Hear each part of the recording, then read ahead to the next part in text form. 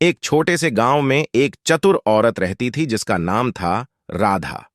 राधा अपनी बुद्धिमानी और चालाकी के लिए पूरे गांव में मशहूर थी। वह हमेशा अपने पड़ोसियों से सामान उधार लेती रहती थी, लेकिन कभी भी वापस नहीं करती थी। उसकी इस आदत से सभी परेशान थे, लेकिन उसकी चतुराई के कारण कोई भी उसे मना नहीं कर पाता था। लेकिन एक दिन गांव में एक नई औरत आई जिसका सुमन था। सुमन भी उतनी ही चतुर और चालाक थी जितनी राधा। उसने जल्दी ही राधा की चालाकियों को समझ लिया और उसे सबक सिखाने का फैसला किया। राधा का घर गांव के बीचों बीच था, जहां से वह आसानी से अपने पड़ोसियों के घर जा सकती थी।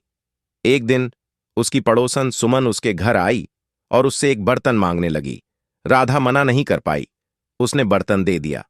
अगले दिन सुमन बर्तन के साथ एक छोटा सा बर्तन और ले आई। राधा ने पूछा, यह क्या है? सुमन ने कहा कि यह इस बर्तन ने बच्चा दिया है।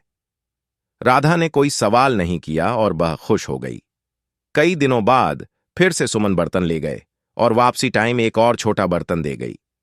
राधा की खुशी का ठिकाना न रहा। राधा सोचती कि कब सुमन फिर से बर्तन लेकर जाए। एक दिन फिर से सुमन आई और राधा से बोली, आज मेरे घर में काफी मेहमान आ रहे हैं, इसलिए मुझे आपके सारे बर्तन चाहिए। राधा ने पहले तो सोचा, फिर उसने सारे बर्तन सुमन को दे दिए। अब राधा इंतजार करने लगी कि कब सुमन बर्तन वापस देने आएगी और उसके बर्तन दुगने हो जाएंगे। अगले दिन सुमन आई। राधा ने पूछा, मेरे बर्तन कहाँ हैं? तो सुमन ने कहा, बड़े दुख की बात है, आपके सारे बर्तन मर गए। राधा ने कहा, यह कैसे हो सकता है? बर्तन कैसे मर सकते हैं? सुमन ने कहा, जो बच्चे दे सकते हैं वो मर भी सकते हैं।